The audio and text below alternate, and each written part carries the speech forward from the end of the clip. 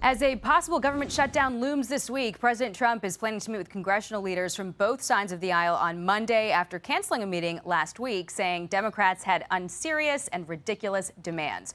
For the latest on where things stand, let's bring in Senate Majority Whip John Barrasso. Senator, thank you for joining the Sunday briefing. Great to be with you, Jackie. Thank you. Thank you. So, sir, you've been around Washington quite a while. You probably remember this from not too long ago. Listen here.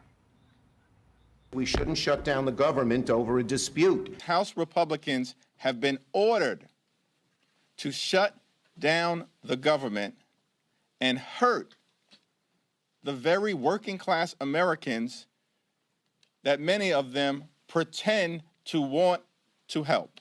It is not normal to shut down the government when we don't get what we want. So what changed with Democrats? Well, the radical wing of the Democrat Party is demanding that Chuck Schumer shut down the government. If he doesn't, there's going to be hell to pay with his left wing.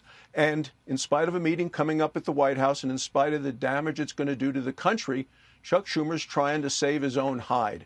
He's given us a $1 trillion ransom note, or he wants for the government just to stay open for the next 4 weeks. It's preposterous. So he meets with President Trump. President Trump is the best deal maker in the world.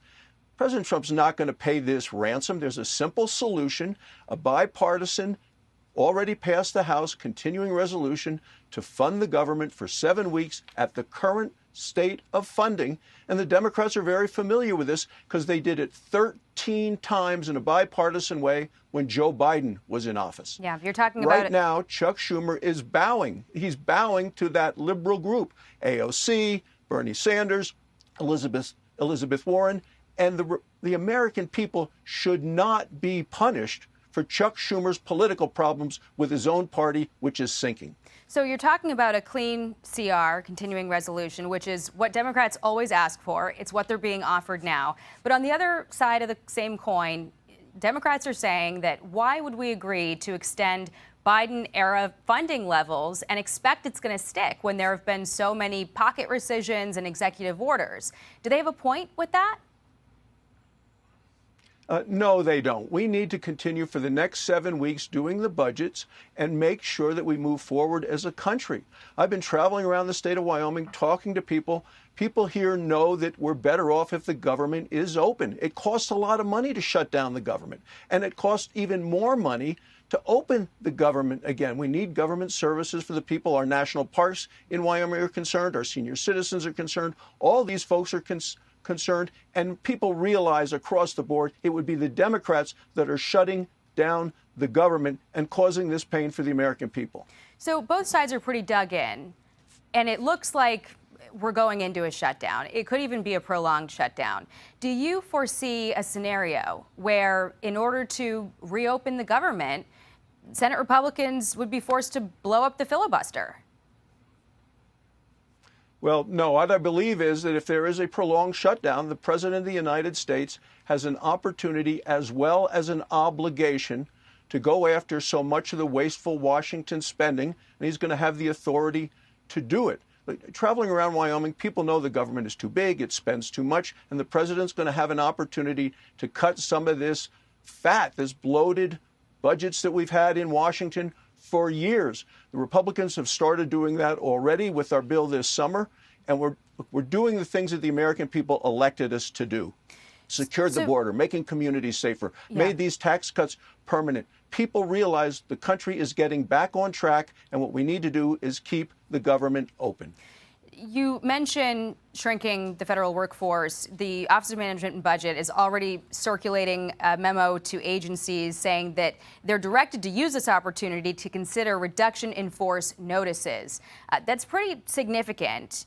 But if mass firings start to begin, are you at all concerned that regular people are going to look at the party in power and the Trump administration and say that they're to blame for a shutdown, even though it's really about getting 10 Democrats to sign on in the Senate? Well, I think it's pretty clear, listening to the radical left, that this is going to be a Schumer shutdown if there is a shutdown. Schumer ought to listen to his own arguments from back in March about why they needed to keep the government open and the damage and the pain it does to the American people. But he's toxic with his party right now. The Democrats are really in free fall. This is going to hurt them more than Republicans. The key issue is we need to keep the government open and functioning. It's the right thing to do for our country, and we've done it 13 times when Joe Biden was in the White House. We need to continue it and then continue the negotiations and the discussions and the appropriations process, the budgeting, over the next 7 weeks so we can fund the government for the next year. Got to get on the board with you with the other big news of the week before we run out of time. The former FBI Director James Comey indicted. Your reaction to that? Do you think the charges stick? Well, let's get back to first principles. The American people want a government they can trust, and they want to have faith in the system, and specifically the legal system. And people I talk to in Wyoming continue to say they're worried that there's been a two-tier system of justice in the United States. People want accountability. So with regard to Comey, look, we know his hands aren't clean from Hillary's email issues. We know they're not clean from Russiagate. And right now, if it's found that he has lied to Congress, then the law has to apply as written.